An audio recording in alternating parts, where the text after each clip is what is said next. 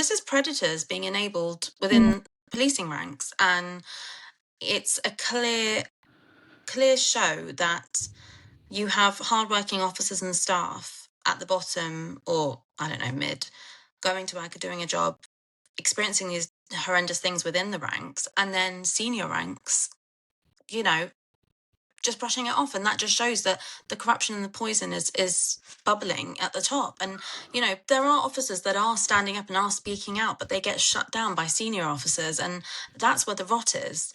Well, so markrowley, after the Sarah Everard murder by Wayne Couzens, he obviously got a lot of heat and he spoke to a lot of publications and articles.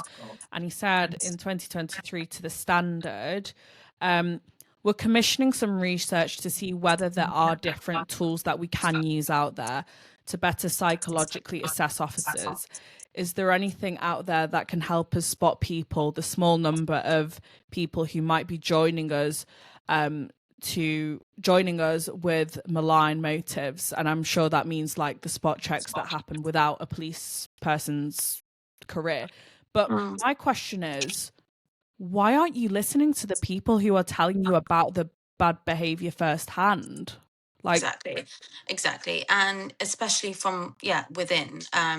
I don't understand. I think it's obviously because it damages reputation. So it's easy to ignore. Like, I really don't understand that. Like, the evidence you've submitted, Issy, and the whole, you know, investigation you've had to go through, is that not evidence enough? How can you say you want to be doing something and you want change and you want to find tools to help find bent coppers or corrupt coppers and not listen to the people who it's actually affecting? Like, Do you know why I think it is? And what I've realised in the last couple of weeks since I've like publicly named and shamed the ones involved is before I thought it was just... Huh? You can do it here.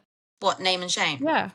Yeah, well, I mean, I've done it on my social media. I do it anywhere. You know, the director who rehired Chris, the colleague that I reported, the director is Jamie Johnson Cottrell. He is the director of the biggest operational command in the UK, which is the Met Command and Control Room. And he was the one responsible for rehiring Chris, who said, you know, all these racist and misogynistic and horrible comments and following me. Well, after I named and shamed him, other people who'd previously worked with him had got in contact with me and told me, oh, he must not have told the Met when he applied that he's actually under investigation legally for racism and disability discrimination. So, which is still ongoing legally. So this man, the senior ranking police staff member, who's the director of a massive department overseeing response officers, dispatchers, control rooms, etc., specialist control rooms, all of that. He's been hired by the Met, even though he's being taken to a tribunal and just been investigated by his previous employment for racism and disability discrimination that's still not finished. That is so concerning.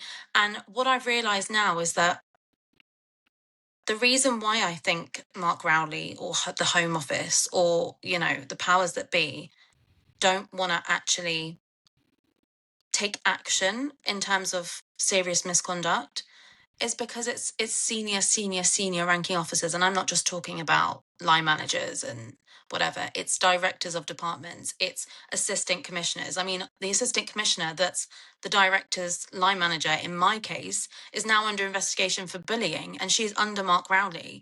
So it's the reason why nothing is being done is because all the rot and all of the misconduct is markrowley's team. It's the assistant commissioner. It's the deputy assistant commissioners. It's all up there, and that's why nothing's getting done. So yeah, and then obviously that trickles down into, you know, the officers that are doing it as well. But in comparison, you know, and I feel sorry for officers and staff because they get the brunt of what their senior leaders are doing. And you know, that's why nothing's getting done, because it's in Scotland Yard, I like to say, where all the senior leaders are sitting in their ivory towers, being racist, enabling misogyny, homophobia, being predators, covering up child grooming gang scandals. You know, that's where it is. It's in Scotland Yard.